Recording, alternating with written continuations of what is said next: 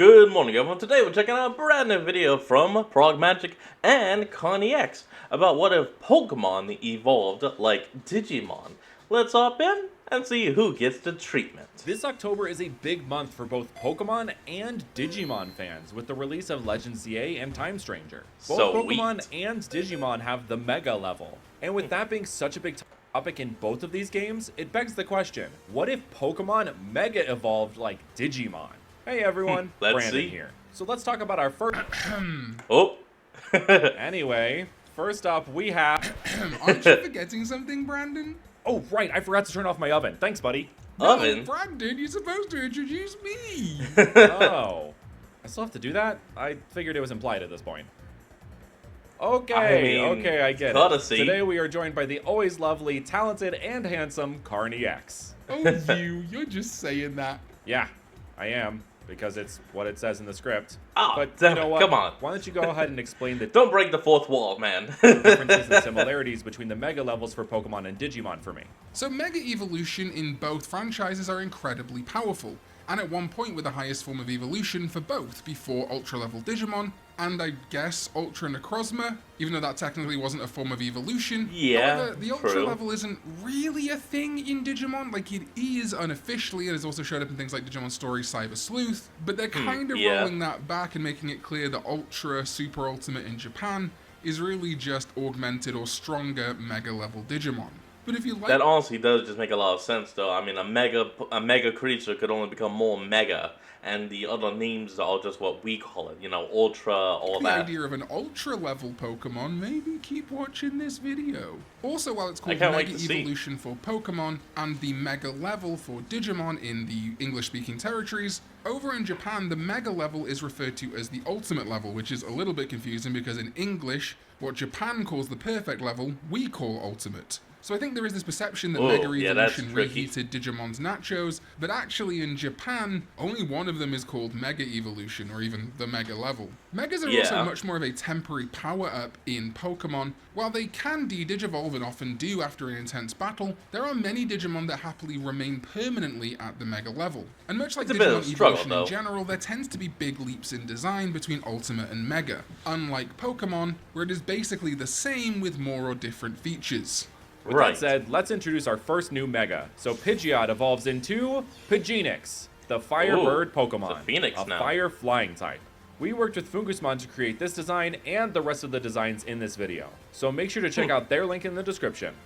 You know, I wonder though, would Fungusmon and Weirdmon actually make like a perfect collab channel for all the art these guys make? Fully mirrored Digimon Megas, we thought it would be best to treat these Pokemon as new evolutions, giving them their own name and classification. We also only picked Pokemon for this video that already had Mega evolutions to better exemplify this concept. Pidgeonix, we took inspiration from the ultimate bird Digimon, Phoenixmon aka Hoomon.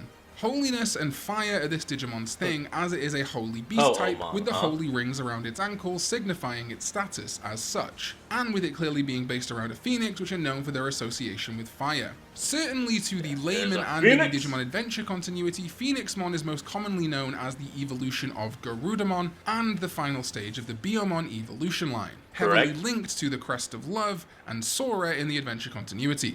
Pidgeot has a lot of overlap origin-wise with it also being inspired by a holy being, the Egyptian sun god, Ra, who is often depicted with the head of a falcon. So we took the holy or godly and sun elements, then combined them with a bit of Garudamon's indigenous American elements to create a reference to the Aztec god of the sun, Huitzilopochtli. This god was the patron god of the Aztecs who, as a sun god, was associated with fire, wielding an enormous fiery snake as a weapon. And you can see Huitzilopochtli's headpiece is reflected on Pidgeonix's beak-like headpiece.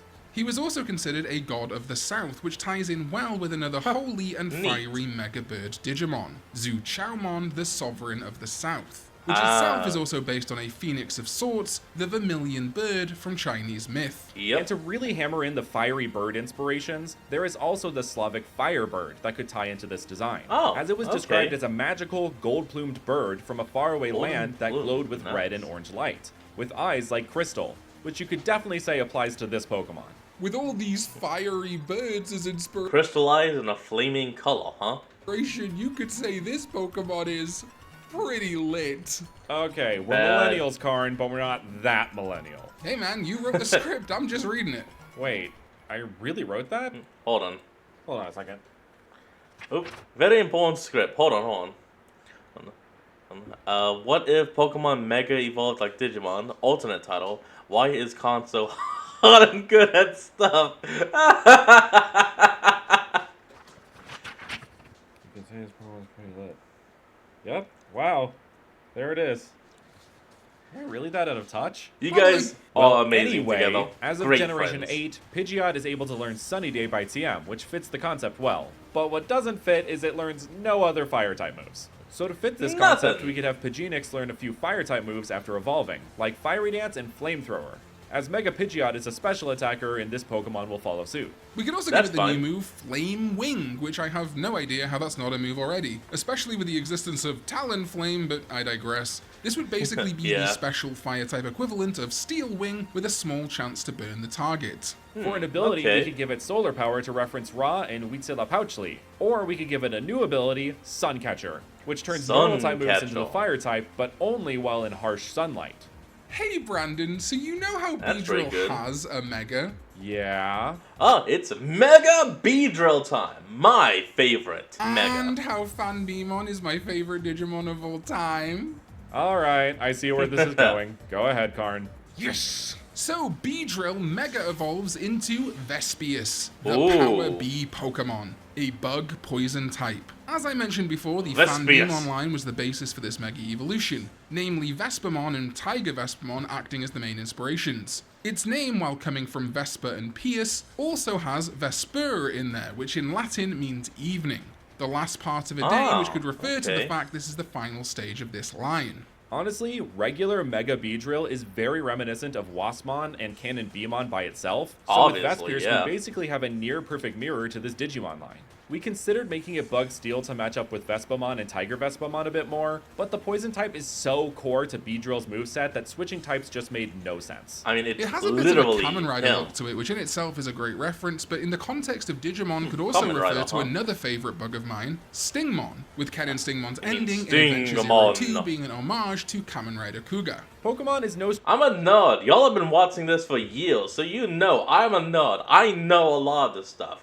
Digimon, Pokemon, even some Kamen Rider and Power Rangers. Stranger to Kamen Rider or Super Sentai references either. Bug is strong against Dark for this reason, and we have Lokix and Ledian who are both considered early root bugs, just like Beedrill. So the motif fits. Mega Beedrill's ability adaptability still works great for Vespius. Also, with it having these two Stinger hands and Beedrill already having access to so many Sting and Stab related moves, there isn't much need to add a brand new move. But we're going to anyway? We're going to anyway. Well, okay then. Since Game Freak decided to strip Beedrill of Twin Needle, which at one point was its signature move, let's give it something similar but more powerful. So Vespierce would learn Stabarrage, a base 20 physical bug type attack where Vespierce jabs the target repeatedly with its Stinger gauntlets. This is pretty much a bug version of a Hisuian Quillfish's signature move. It can hit 2 to 5 times. The first hit has a 20% chance to poison the target, and after each hit it increases by 10%. So by the 5th hit, you would have a 60% chance to poison your target. And you would have a 100% chance of seeing my videos again if you hit those like and subscribe buttons right now. So we've got the birds and the bees, so naturally we've got to do the wolves. I mean, from what I understand, there's 2 of them inside us all. So let's unleash the wolves with Lucario, who Mega evolves into Rio Calico, the Spirit Pokemon, a Steel fighting type. This Pokemon emanates a powerful aura. It can detect the life force of people, plants, and Pokemon within a mile radius of itself, gathering information about its surroundings, both living and inanimate. So you could definitely say this Pokemon's aura farming. Brandon, I think that joke was so bad I actually needed that ad. Stop trying to be relatable, just age gracefully like the rest of us. Karn, what the Sigma? Don't be Unk status. I'm trying to mog with my 6'7" Skibidi Riz. Yeah. God, that's the pain. Right, I feel it. Go ahead and tell the viewers what Digimon Rio Calico is inspired by while I sit in my shame corner. This new Mega level Digimon is based on the Mega Metallic Wolf Metal Garurumon, as well as taking inspiration from the entire Garurumon line. Lucario and this Digimon line have perfect parallels for this video. Both are metallic, spiky, and lupine. Lucario coming before this new evolution works as an homage to Were Garurumon, going from bipedal to quadrupedal. The name Rio Calico is meant to sound like a katakana slant on the word orichalcum. the mythical metal which is the inspiration behind the entire line's names. Though at the end, it also kind of sounds like calico, a type of tricolor fur usually associated with cats, but has also been seen in dogs as well. Yeah, which this Pokemon now has this added metallic silver color to refer to. I mean, it's a little bit called the calico cat. Lucario being partly based on Anubis, you can see a bit of Anubismon sprinkled throughout this Pokemon's design. With the core concept of this Pokemon not changing all that much, just becoming a bit more animalistic than humanoid, not all too much of its moveset or ability needs to change either. Mega Lucario's ability, Adaptability, works well for a beastly Pokemon using all of its senses, including the sixth one, to adapt to any situation. Arguably the most well-known pair of humanoid Digimon are Angemon and Angewomon. Yeah. And in the Pokemon world, Gallade and Gardevoir are definitely the most humanoid pair, with them both being inspired by elves. So it stands to reason for this video their Mega levels would be similar. So first up, Gallade Mega evolves into Galadin, the Guardian Pokemon, a psychic fighting type. Galadin's okay, why does this look so much better than the actual Mega we got? Like, this is good! Enormous arms can be used as a sword to fight or a shield to protect. It can sense the emotions of others using its wing-like capes. Using this skill, it can pick up on the opponent's fighting spirit, anticipating their moves before they strike. Incredible. Sound like anyone you know? Maybe with a particularly tragic backstory? Akaza! Galadin would learn... I haven't watched, what was that, JJK or Demon Hunter? I haven't watched either. A new move called Riposte. It's on my list. A combination of detect and counter, where instead of taking damage from their opponent's attack, it fires it back at them, but now as the fighting type. Think of the down B of most Fire Emblem characters in Smash. Mega Gallade's ability, Inner Focus, could definitely work here, but I feel Sharpness or even Clear Body could work for this Holy Guardian Pokemon. Keeping its blade sharp or keeping its body in working order are both things in line with what a Paladin does. The Paladin-esque design of Seraphimon transposed so well onto the Elven Warrior aspects of Gallade, and honestly, it feels like a completely natural next step for this line. What doesn't feel like a natural next step is Angewomon's Mega, Magnadramon. And while Ophanimon exists, we already have the Angelic Guardian thing covered with Galadin. So with that said, Gardevoir Mega evolves into Gardivray, the Entwined Pokemon, a Psychic Dragon type. Huh. Yes, I know this design is a bit... Actually, I kind of like this a little bit, because here at the front, it looks like a giant butterfly. Out there for Pokemon, but if Remoraid to Octillery or Feebas to Milotic can exist, then so can this. Plus, it's all hypothetical anyway. This isn't real. We're in a figment. We're in the Matrix. Whoa! It's all fun. Shut up! With Magnadramon's two defining traits being Angel and Dragon, we fully leaned into those aspects with this design, with the angelic part working surprisingly well with Gardevoir's existing design traits. It also reminds me a bit of Lugia, which fits given how powerful Mega Pokemon are, and some Megas in the Digimon world are legends in and of themselves. This evolution acts as a twist on the trope of the princess and the dragon, being a princess that evolves into a dragon. Gardivray's name comes from Guivray, a serpentine or wyvern-esque dragon hailing from France. In some myths, the Guivray was a demon exorcised by a priest, which plays into the angelic side of this design. And the word voir, which Gardevoir gets part of its name from, is French in origin, so it all ties together. However, Mega Gardevoir's ability Pixelate doesn't tie in well with this design, so we could give it a new ability called Wyverate, which turns normal type moves into the dragon type. But why not call it just Draconic? If we want to really help this evolution, this ability could make fairy type moves into the dragon type, seeing as this line learns many more fairy type moves than normal. So Digimon fans may have on by now, but each Mega so far has lined up with the types of Digimon the Digidestined from the original adventure had, with most reflecting their Mega levels. One could compare these iconic Digimon to starter Pokemon, and many have, even Toei Animation official posts. Conveniently, the Kanto starters have their own Mega, so we can just use those here. This is just so you can put the Kanto starters in the thumbnail, isn't it? What? Yes. I would never do something like that. Well, for the sake of Brandon's click-through rate, let's go ahead and Mega Evolve Venusaur into Lotusaur, the Flora Pokemon, a grass fairy type. It went, damn it, I can't remember the name of it, but it went the route of that one Digimon who became both a woman and a, giant plant dragon bird. Did we just waifuify Venusaur? I would like to point out the fact that this video was your idea, Brandon. Anyway, this transformation is one of the most significant next to Gardevoir. That's because we took the Togemon to Lilymon approach. I can completely envision the Digivolution cinematic where Lotusaur just comes out of Venusaur's flower. Its name refers to Lotusmon, one of the Mega levels of the Lalamon line, which can jog rest with Rosemon to make Refleximon. tying back into how Venusaur's flower is inspired by a Rafflesia. Also, those who watched my Devar series will know that lotuses are a symbol associated with Lakshmi, the Hindu goddess of wealth, beauty, and good fortune. Mega Venusaur's ability, Thick Fat, doesn't exactly apply to this Pokemon. Not even more. So we can give it Pixelate to help the fact that Venusaur only learns one Fairy-type move. And we can also supplement its moveset with moves like Dazzling Gleam to refer to Lotusmon 7's Fantasia attack, and Strange Stream or Aromatic Mist, which could reference Rosemon and Rafflesimon's Misty Fascination attack. For the original water starter Blastoise, we had a bit of a harder time finding a comparison, because while there are plenty of turtle Digimon, there are I like this guy. Only a few mega level ones, and none of them are aquatic.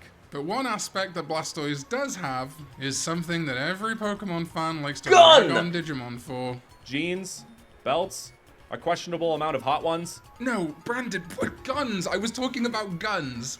Lock and load. Oh, duh, yeah, guns. Well, there is a Mega Turtle that definitely fits that bill, Jumbo Gamemon. And you know what? G-Max Blastoise kind of gives the feeling of Eldradimon with its Fortress-esque shell. Yeah, so how about we combine the two? Ton of guns. So with that said, Blastoise Mega evolves into Blastion, the bombshell Pokemon, a water steel type. This evolution has the bombarding power of G-Max Blastoise in a much smaller frame, able to blast a cannonade of water that floods the area surrounding them in mere seconds. Why Blastoise never got the Steel type after it was introduced in Gen 2, or when it got a Mega Evolution in Gen 6, is beyond me. So honestly, yeah, it does deserve the Steel type after all of that. This Mega level Pokemon gives the dual typing it so rightly deserves. Mega Launcher, Mega Blastoise's ability, definitely fits here, so we can keep that. And Blastoise naturally learns Flash Cannon by Level Up and Gyro Ball by TM. So we can just throw in Steel Beam to round out its already blast-heavy moveset. When comparing Pokemon to Digimon, the most frequent comparison is between Charmander and Agumon.